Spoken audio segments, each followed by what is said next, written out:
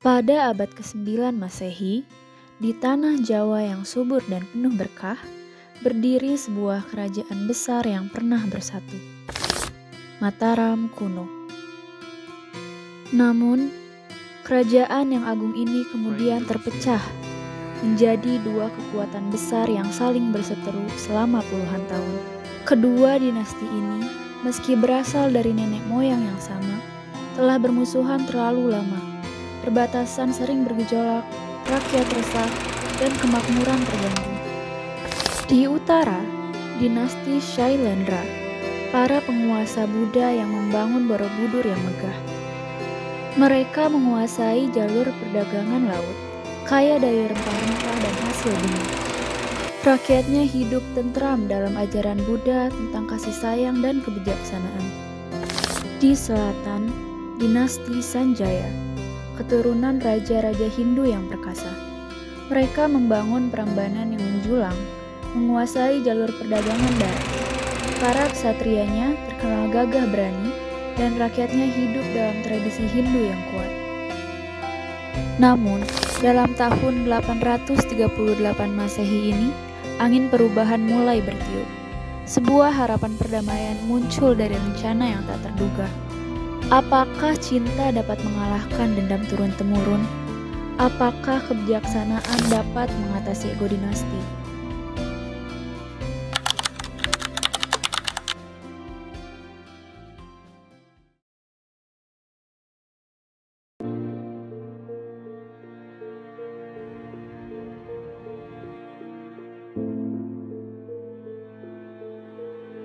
Paduka, laporan dari wilayah timur telah tiba. Apakah ada meteran kecil dari pasukan Sanjaya? Sayangnya iya, Paduka. Kemarin ada perselisihan soal wilayah pertambangan. Namun tidak ada korban jiwa.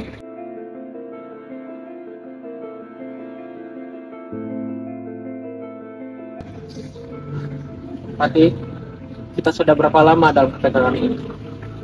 Sudah 30 tahun, Paduka. Sejak masa Ayahanda Sri Dharanidra. 30 tahun. Rakyat lelah, Pati.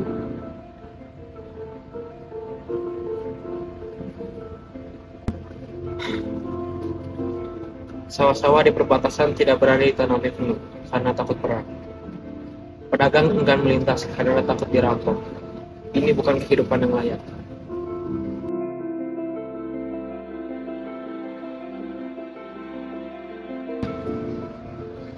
Ayahanda, Hamba dengar ada masalah lagi di perbatasan. Duduklah anakku, kita akan membicarakan masa depan anak-anak ini.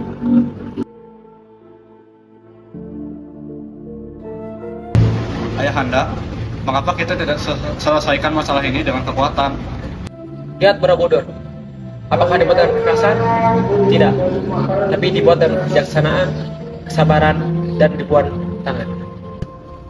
Tapi Ayahanda, semakin lama kita menunggu, semakin sering mereka mengganggu wilayah kita. Bala Putra Dewa, ada cara yang lain. Cara yang lebih bijaksana dan yang mulia.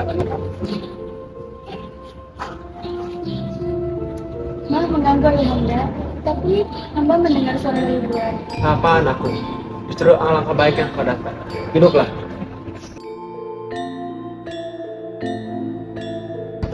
Ayahanda tampak memiliki sesuatu yang berat. Anakku, bagaimana kalau kita akhiri saja peperangan dengan dinasti Sanjaya? Sungguh Ayahanda, hamba sangat mendukung. Hamba seringkali melihat para rakyat di perbatasan hidup dalam ketakutan. Itu sangat tidak adil untuk mereka. Mudah sekali berkata begitu, adik. Tapi bagaimana caranya? Mereka tidak akan mudah percaya dengan kita.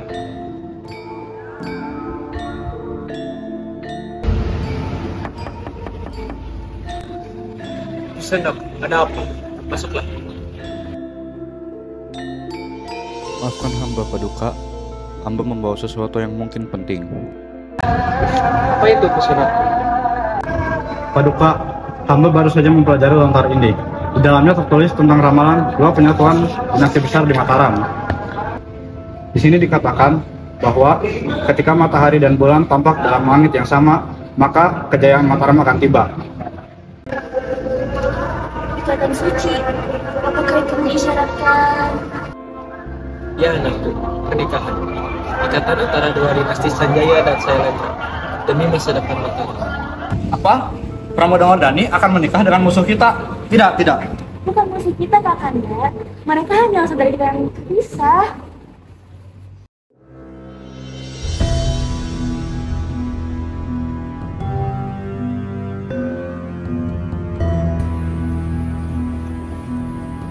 Pikatan, matamu tampak penuh pertimbangan hari ini. Wahai Rakai Garung, aku sedang memikirkan nasib rakyat kita. Sudah berapa lama mereka hidup dalam ketidakpastian? Terlalu lama, Rakai Muda. Bahkan saat aku masih memerintah dulu, perbatasan selalu saja dibayangi dengan konflik. Apakah Ayahanda pernah memikirkan untuk penyatuan dua dinasti? Lebih dari itu, kami bermimpi bahwa suatu saat dinasti Sanjaya dan Sailendra bisa berdiri berdampingan, seperti Wisnu dan Siva, meski berbeda, tapi saling melengkapi satu sama lain. Kata-kata yang dalam. Tapi, mengapa kita masih terjebak dalam perseteruan? Karena manusia selalu lupa bahwa kekuasaan itu hanyalah titipan. Mereka selalu saja menghunuskan pedang tanpa memikirkan akibatnya terhadap yang lain. Yang mulia, ada utusan penting dari Keraton Sailendra. Untuk apa mereka datang? Katanya mereka mau surat penting yang menyangkut proposal perdamaian. Mungkin ini saatnya mimpi kita diuji dengan kenyataan. Bawa mereka pendopo. Siap yang mulia. Aku akan menyambut mereka dengan hormat.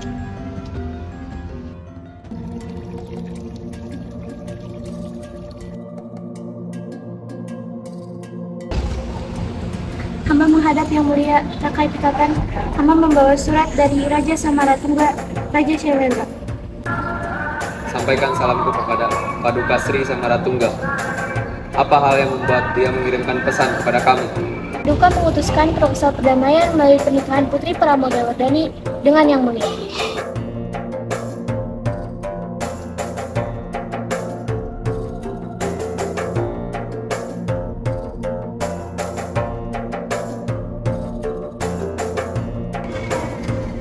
Ini proposal yang sangat serius dan penuh harap. Benar Yang Mulia, Paduka sudah memikirkan ini dengan matang. Ia yakin bahwa keputusan ini akan membawa kedamaian bagi kedua dinasti. Putri Pramodawardhani, sepertinya aku pernah mendengar tentang beliau. Beliau ini putri yang bijaksana dan berhati mulia. Anak muda, kesempatan ini sangat jarang untuk datang. Jangan disia-siakan. Rakai Garung, apakah menurutmu para dewa akan merestui pernikahan antara dua dinasti yang berbeda ini? Pikatan, cinta dan perdamaian adalah dua nilai luhur yang sangat diberkati oleh semua dewa dan agama. Hindu dan Buddha sama-sama mengajarkan perdamaian dan harmoni. Sampaikan kepada Paduka Sri Samaratungga bahwa aku menerima proposal ini. Namun, aku ingin bertemu Putri terlebih dahulu sebelum keputusan akhir. Baik Yang Mulia, Paduka Sri Samaratungga akan sangat bahagia mendengar kabar ini.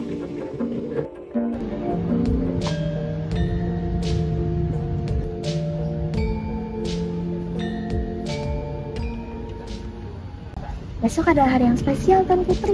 Betul Dayasari, aku merasa gugup, tapi juga penuh harapan. Bagaimana perasaan Tuan Putri tentang pernikahan ini? Aku merasa takut, karena aku menikah dengan orang yang tidak pernah aku ketemui. Tapi aku memikirkan rakyat-rakyat terdahulu. Jika aku menikah dengan Anda dan dapat mengubah nasib rakyat kita, aku rela melakukan itu. Hati Tuan Putri terlalu lembut. Tuan Putri selalu saja memikirkan rakyat. Itu kenapa kita semua mencintai Tuan Putri. Pramodawardhani!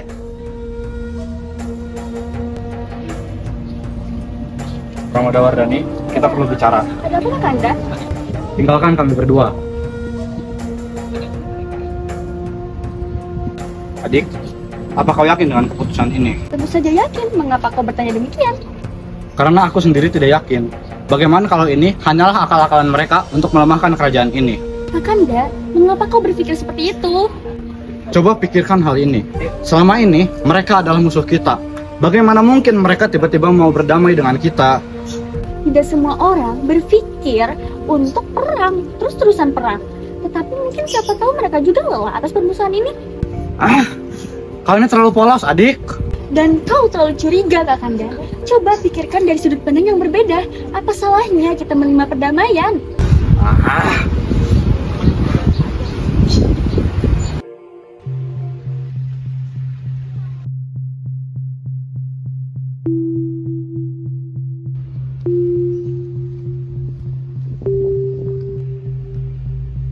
Selamat datang, Pangeran Rakai Pikatan.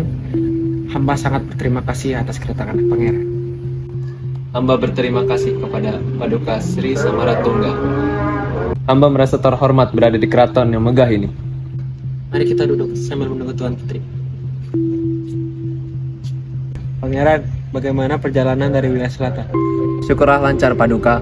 Hamba melihat selama perjalanan menuju sini, rakyat hidup tentram di wilayah Paduka. Rakyat adalah aset terbesar kerajaan. Tanpa mereka, kita tidak dapat. Di wilayah hamba, kesejahteraan rakyat adalah prioritas utama.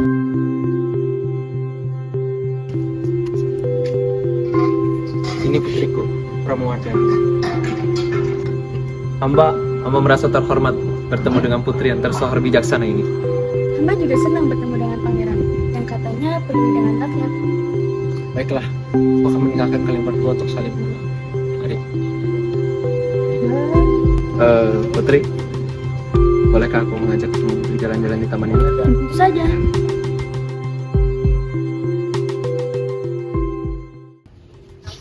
Taman ini indah, bagai taman di surga. Terima kasih pangeran. Taman ini adalah taman yang paling Hamba suka. Tempat favorit Hamba untuk merenung. Merenung untuk apa, jika hamba boleh tahu? Tentang nasib rakyat, tentang perdamaian, juga masa depan yang lebih baik. Putri, hamba merasakan hal yang sama.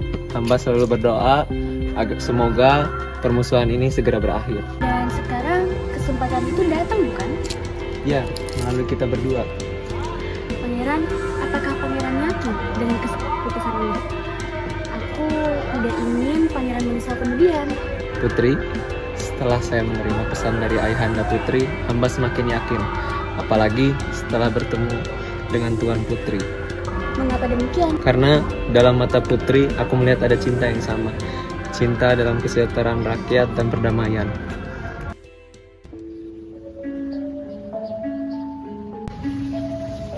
Kenapa hidupku seperti ini? Aku ini kan pewaris takhta. Kenapa semuanya tiba-tiba berubah? Pernikahan Pramodawardhani dengan Rakai Pikatan berarti dinasti Sanjaya akan memiliki pengaruh besar di kerajaan. Aku akan menjadi tidak berarti. Pangeran, bolehkah aku bisa bicara sebentar? Silakan, Patih. Pangeran, apakah pangeran baik-baik saja? Baik. Bagaimana bisa aku baik jika masa depanku hancur? Pangeran, masa depan tidak akan hancur. Pangeran akan tetap menjadi putra raja, tetap akan dihormati. Tapi tidak menjadi raja. Rakai Pikatan yang akan berkuasa. Pangeran, kekuasaan bukanlah segala cara. Masih ada banyak cara untuk berkontribusi pada kerajaan ini. Mudah sekali kau bicara ya. Kau bukan yang kehilangan segalanya.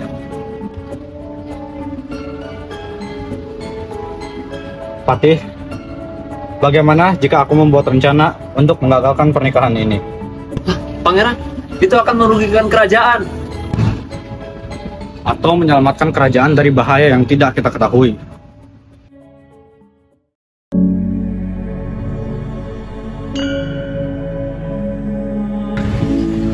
Tuan Putri cantik sekali kan, seperti dewi turun dari kolong. Terima kasih Dayang Sehat, tapi aku masih bingung. Tuan Putri, semua rakyat sudah berkumpul di alun-alun. Mereka sangat gembira. Benarkah? Ini yang paling penting bagiku.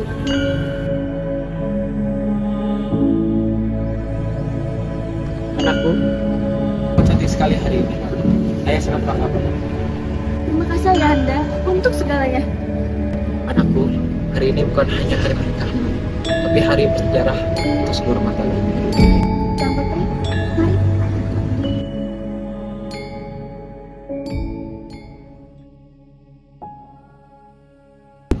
Ayahanda, ada hal penting yang ingin ku sampaikan.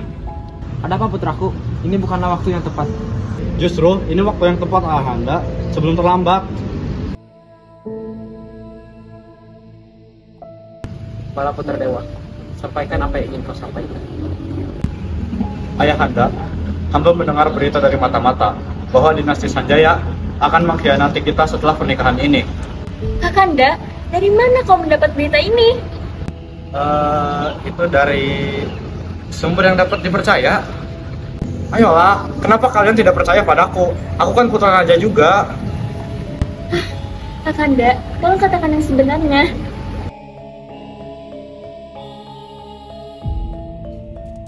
Tuan Putri, hamba melihat Pangeran Balaputra Dewa berbicara dengan prajurit kerajaan tadi malam.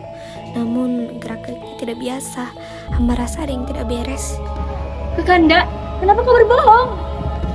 Baik, tidak ada mata-mata, tidak ada pengkhianatan. Kakanda, pernikahan ini untuk perdamaian, bukan kekuasaan. Perdamaian? Kalian semua naif. Dalam dunia politik, tidak ada perdamaian tanpa pengorbanan. Dan kali ini, masa depanku yang dikorbankan. Balaputra Dewa, dengarkan Ayahanda. Takhta bukanlah warisan yang bisa dipaksa. Raja sejati adalah orang yang dipilih rakyat dan direstui leluhur. Kalau begitu, aku tidak akan hidup di bawah penghinaan ini. Aku tidak ingin hidup di bawah bayang-bayang orang lain. Baiklah, kalian memilih, aku juga memilih. Aku tidak mau tinggal lagi di kerajaan ini. Kakanda, jangan seperti ini. Ayahanda, mulai hari ini, aku bukan lagi putra kerajaan ini. Aku akan mencari takdirku sendiri di tempat lain. Balaputra Dewa! Dari perselisihan di dalam istana dinasti Shailendra, Balaputra Dewa, sang pangeran muda, merasa haknya sebagai pewaris tahta direnggut setelah Rakai Pikatan menikahi Pramodawardhani, saudara tirinya, dan perlahan-lahan mengambil alih kekuasaan. Percakapan di dalam keluarga menjadi penuh ketegangan, dan Ayahanda Sri Samaratungga mencoba mendamaikan dua darah kerajaan yang kini saling bertentangan. Namun, hati Balaputra Dewa sudah tergores. Ia merasa terasing di negerinya sendiri.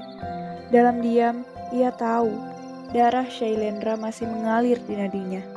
Namun, demi menghindari perang saudara dan pertumpahan darah, ia mengambil keputusan besar. Dengan penuh luka dan kehormatan, Balaputra Dewa memutuskan meninggalkan kerajaan Medang. Ia menyeberangi lautan menuju tanah Sriwijaya, membawa warisan kebijaksanaan dan harapan untuk membangun kejayaan baru. Kepergiannya bukan bentuk kekalahan, tapi wujud kedewasaan dan cinta pada negerinya. Di tanah baru, ia tak hanya menjadi raja, tetapi juga simbol perdamaian, pengetahuan, dan kejayaan Nusantara.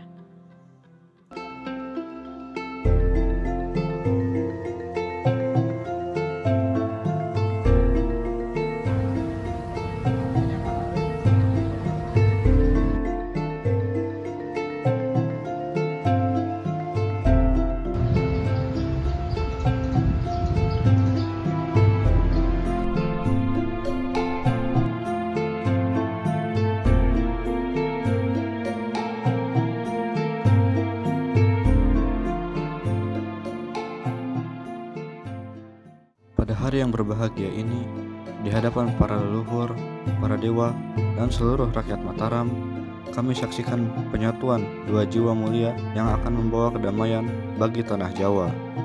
Pangeran Rakai Pikatan dari dinasti Sanjaya. Bersediakah pangeran menerima Putri Pramodawardhani sebagai istri dan dengan itu menyatukan dua kerajaan dalam ikatan suci? Hamba bersedia dengan segenap jiwa dan raga untuk berbakti kepada istri hamba dan kedua kerajaan. Putri Pramodawardhani dari dinasti Shailendra. Bersediakah Putri menerima Pangeran Rakai Pikatan sebagai suami dan menjadi jembatan perdamaian bagi kedua dinasti? Hamba bersedia dengan penuh keikhlasan untuk mengemban amanah ini. Saudara-saudaraku sekalian, hari ini adalah hari yang penuh bahagia seluruh Mataram. Kedua sungai bersatu mengairi kerajaan kita dengan kemakmuran.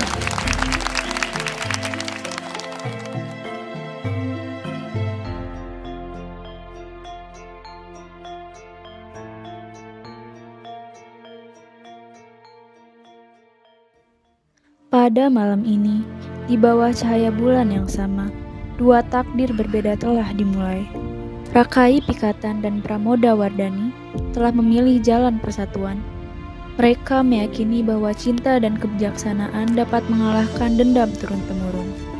Pernikahan mereka bukan hanya menyatukan dua hati, tapi dua peradaban, Hindu dan Buddha, tradisi darat dan tradisi laut. Dari persatuan mereka, lahirlah era keemasan Mataram. Candi-candi megah bermunculan, perdagangan berkembang, dan rakyat hidup dalam kedamaian. Mereka membuktikan bahwa perbedaan bukanlah penghalang, melainkan kekayaan. Namun, di ujung utara Nusantara, Bala Putra Dewa memilih jalan yang berbeda. Dengan hati yang terluka namun semangat yang membara, ia berlayar menuju Sumatera. Di sana, ia tidak menyerah kepada takdir, melainkan menciptakan takdir baru. Tahun demi tahun berlalu, Bala Putra Dewa membangun Sriwijaya menjadi kerajaan maritim terbesar di Asia Tenggara. Armada lautnya menguasai Selat Malaka, pedagangan dari Cina hingga India harus membayar upeti padanya. Ia membuktikan bahwa kegagalan di suatu tempat bisa menjadi awal kesuksesan di tempat lain. Dan begitulah, dari satu kerajaan yang terpecah, lahirlah dua kerajaan yang agung. Mataram dengan kekuatan darat dan spiritualitasnya, Sriwijaya dengan kekuatan laut dan jaringan perdagangannya. Pramoda Wardani menjadi ratu yang bijaksana, melahirkan generasi penerus yang akan melanjutkan tradisi persatuan. Rakai Pikatan menjadi raja yang adil, menyatukan berbagai suku dan kepercayaan di Jawa. Dan Bala Putra Dewa, ia menjadi maharaja lautan yang disegani hingga ke mancanegara.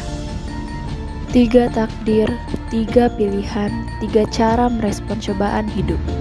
Ada yang memilih memaafkan dan bersatu, ada yang memilih pergi dan membangun yang baru. Keduanya sama mulia, keduanya sama sah. Karena pada hakikatnya, kebesaran sejati bukanlah tentang siapa yang menang atau kalah, tetapi tentang bagaimana kita mengubah luka menjadi kekuatan, dendam menjadi motivasi, dan perpecahan menjadi awal dari suatu yang lebih besar. Sejarah akan mencatat, di era inilah Nusantara mencapai puncak kejayaannya, bukan karena satu raja yang sempurna, tetapi karena keberanian tiga jiwa besar yang memilih jalannya masing-masing dengan penuh integritas. Dan pelajaran terbesar dari kisah ini adalah tidak ada satu jalan menuju kebesaran. Yang ada adalah ketulusan dalam mengikuti panggilan dari hati, keberanian untuk memilih jalan yang kita yakini, dan kebijaksanaan untuk menghormati pilihan orang lain. Demikianlah kisah Kala dan Dharma, kisah tentang waktu yang mengubah segalanya dan kebijakan yang mengubah waktu.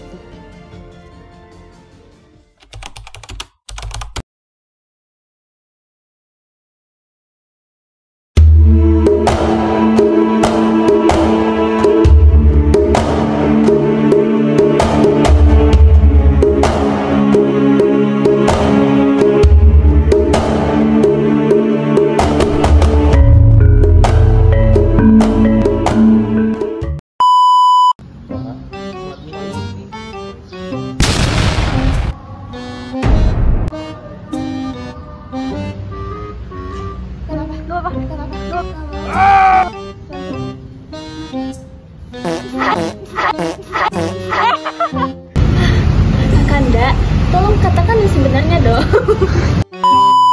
Baiklah, aku akan pergi. Pangeran, bagaimana perjalanan dari Pangeran? Gak. Bala Putra Dewa. Ngomong, woi. Ayahanda Mataram.